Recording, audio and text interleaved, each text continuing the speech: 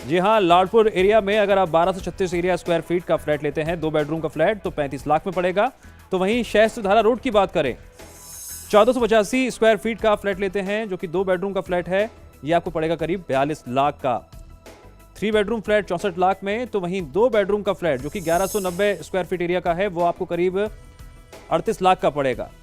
शहस्त्रधारा road में अलग अलग लोकेशंस के हिसाब से आपको जो है ये फ्लैट पड़ेंगे। तो वहीं हम बात करें मुथारवाला रोड की, तो वहां पर भी हम आपको आंकड़ों के नजरिए से दिखा रहे हैं कि अगर आप 3 बेडरूम का फ्लैट लेते हैं जिसका एरिया है 1876, तो वो आपको पड़ेगा 58 लाख का। 1354 एरिया का जो कि 2 बेडरूम का फ्लैट है, वो आपको पड़ेगा 41 लाख का।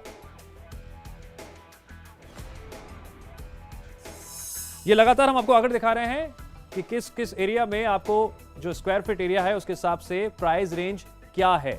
3 बेडरूम और 2 बेडरूम फ्लैट के ये आंकड़े हैं, और ये आंकड़े जो हैं आप देख रहे हैं, समझ रहे हैं, लेकिन इस बात का ध्यान भी रखें कि फ्लैट के जो रेट्स हैं कम या ज्यादा हैं, वो लोकेशन और साइज के साथ साथ इस बात पर भी डिपेंड करते हैं कि डेवलपर्स आपको क्या क्या सुविधाएं दे रहा है। इन रेट्स के आधार पर अब आप अपनी रणनीति तो बना सकते हैं, लेकिन प्रॉपर्टी एक्सपर्ट आपको यह सलाह देता है कि जितना ज्यादा आप मार्केट को स्टडी करेंगे, उतना ही ज्यादा आपको मोल भाव करने में आसानी होगी। शरद जी, हमने रेट्स दिखाए और commonflow.com के सर्वे के मुताबिक ये रेट सामने निकल कर आए हैं। एनसीआर में आप सोच भी नहीं सकते इन रेट्स के बारे में आपको फ्लैट मिल जाएगा, लेकिन देहरादून की जो हसीन वादियां हैं, प्राकृतिक सौंदर्य से लबरेज देहरादून है, आसपास इतने शानदार हिल स्टेशन हैं, वहां पर प्राकृतिक मनोरम दृश्यों के बीच इतना शानदार फ्लैट। देखिए, एनसीआर में जितने भी लोग इन्वेस्टमेंट करते हैं, जो पूरे वीक में थक जाते हैं, अपने जैसे सौरभ जी ने बताया कि इसमें एक वीकेंड में भी उसको एंजॉय कर सकते हैं, और जो लॉन्ग हॉलीडेज पे भी जाने के लिए अच्छा है। इसका जो नेचुरल टोपोग्राफी और इन्वायरमेंटल सीन्स हैं, इसके जो प्राकृतिक एंजॉयमेंट है, वो एनसीआर में कहीं देखने को नहीं मिलेगी। खास तौर पर देहरादून में अगर देखेंगे, इतने अच्छे हिल स्टेशंस हैं और इतना अच्छा इन्वायरमेंट है, क्लाइमेट्स कंडीशंस है, इतना अच्छा इंफ्रास्ट्रक्चर है, और हर तरीके की सुविधाएं हैं, चाहे वो आईटी पार्क हैं, चाहे रिक्रिएशनल चीज़ें हैं, चाहे होटल से, हर तरीके से ये शहर हर तरीके की सुविधाओं से संपूर्ण है, वेल ऑफ हर तरीके से, इसमें किसी तरीके की कमी नज़र नहीं आती। और इस तरीके की जहाँ इन्वेस्टमेंट करी जाती है, वो हमेशा एक इंजॉयमेंट के पर्पज से, जब सेकंड होम बनता है उसमें एक इंजॉयमेंट मेजर फैक्टर होता है। इसमें इंजॉयमेंट के एंगल से कोई भी कमी नहीं है यहाँ पे। जो बिल्कुल सही कहा, लेकिन देहरादून में विकास की रफ्तार भी काफी तेजी पकड़ रही है, जॉब्स और क्या कहते हैं, हम देख रहे हैं डेवलपमेंट देखने को मिल रहा है। तो यकीनन ऐसे में जो और शहरों से लोग देहरादून आ रहे हैं, उनको जरूरत है घर की, और एक आशियाने का सपना इन फ्लैट्स के रूप में बहुत आसानी से अवेलेबल है देहरादून में। जी बिल्कुल, चाहे हम कंपनीज की बात करें, जैसे मैंने बताया कि सरकार की पॉलिसीज ऐसी नई बन रही हैं जो बनाई गई हैं, जिनमें फॉरेन डायरेक्ट इन्वेस्टमेंट, बड़ी बड़ी कंपनियां वहां पर भाग ले रही हैं, अपनी इन्वेस्टमेंट्स कर रही हैं, चाहे वो आईटी पार्क्स की बात हो।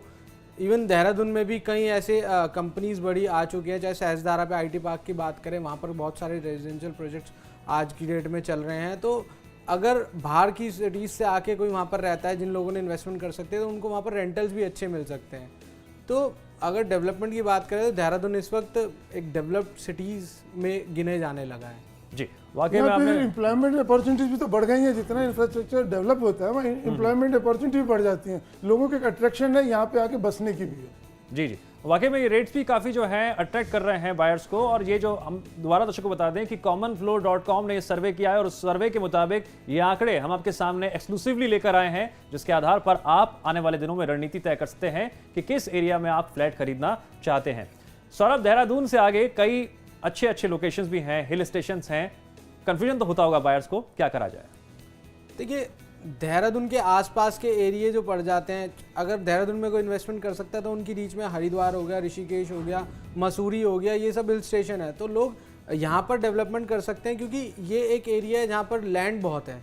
लैंड की बात करें तो वहाँ पर बिल्डर्स को लैंड काफ़ी मिल जाती है। अगर लोग अपार्टमेंट कल्चर में भी ना जाके लोग वहाँ पर अपने प्लॉट्स में, या वहाँ पर बहुत सारे बिल्डर्स ऐसे हैं जो प्लॉटिंग कर रहे हैं और विलाज और बना रहे हैं वहाँ पर, तो उनमें भी इन्वेस्टमेंट कर सकते हैं। तो यहाँ से अगर मसूरी जाना चाहते हैं तो मसूरी का हाफ एन आवर का डिस्टेंस है, और आप ऋषिकेश की, हरिद्वार की बात करें तो इनका भी डिस्टेंस इतना ही बैठता है। बस हमारा यही कहना है कि जब आप जहाँ भी इन्वेस्टमेंट करें, आप सोच समझ के पूरा स्टडी करें, मार्केट रिसर्च करें। आज की डेट में देहरादून में कम से कम 40 रेजिडेंशियल प्रोजेक्ट चल रहे हैं ऑन गोइंग, और आने वाले टाइम में 10 प्रोजेक्ट और लॉन्च होने वाले हैं। तो आप पूरा कंपैरिजन करें, पूरी रिसर्च करें, डिस्काउंट को देखें, और बिल्डर्स जो कमिटमेंट कर रहे हैं उनको ऑन पेपर लें, रिटर्न में देखें, वहाँ पर डेवलपमेंट अथॉरिटीज़ हैं, वहाँ पर जाके चेक करें कि भाई जो बिल्डर आपसे वादे कर रहा है कहीं वो पूरे हैं या नहीं है। जी शरद जी, देहरादून को लेकर आपका final comment. Luxury housing, affordable housing, हर तरह से एकदम परफेक्ट दिखाई देता है देहरादून में।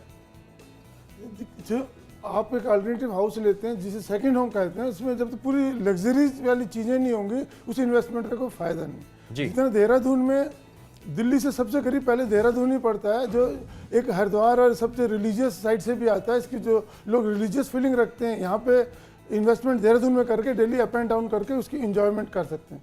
और ये जो लग्जरियस हाउसेज की वह आदमी के जब सुविधाएं सब मिल जाएंगी तो छोटे छोटे डिस्टेंस है, 15-20 मिनट, 1-1 घंटे के ड्राइव में, चाहे वो मंसूरी जाए, चाहे वो हरिद्वार जाए, सब चीज़ें कनेक्टेड हैं आसपास में। जितने टूरिस्ट के और प्लेसेस हैं वो 1-2 दिन में यहाँ रह के अपना एंजॉय वो कर सकते हैं। सबसे बड़ी बात, सारी गवर्नमेंट ऑर्गेनाइजेशन है, चाहे वो ONGC हो, फॉरेस्ट इंस्टीट्यूट हो, पेट्रोलियम यूनिवर्सिटी हो, ये सारी वहाँ पर कंपनीज ऑलरेडी है और यहाँ पर एम्प्लॉयमेंट बहुत ज़्यादा जनरेट हो रहा है। तो लोग वहाँ पर इन्वेस्टमेंट के पॉइंट ऑफ व्यू से अभी इन्वेस्टमेंट कर रहे हैं। यानी कुल मिलाकर देखा जाए तो सरकार ने जो नीतियां बनाई हैं बिल्डर्स के लिए, बिल्डर्स को फायदा हो रहा है और बिल्डर्स भी कहीं ना कहीं ये फायदा जो है बायर्स तक पहुंचा रहे हैं। कुल मिलाकर देहरादून में डिमांड जो है फ्लैट्स की बढ़ती जा रही है। सौरभ, आप भी बने रहे हमारे साथ, शरद जी आप भी बने रहे हमारे साथ। एक छोटे से ब्रेक ले रुकेंगे, ब्रेक के बाद आपको दिखाएंगे प्रॉपर्टी टिप्स।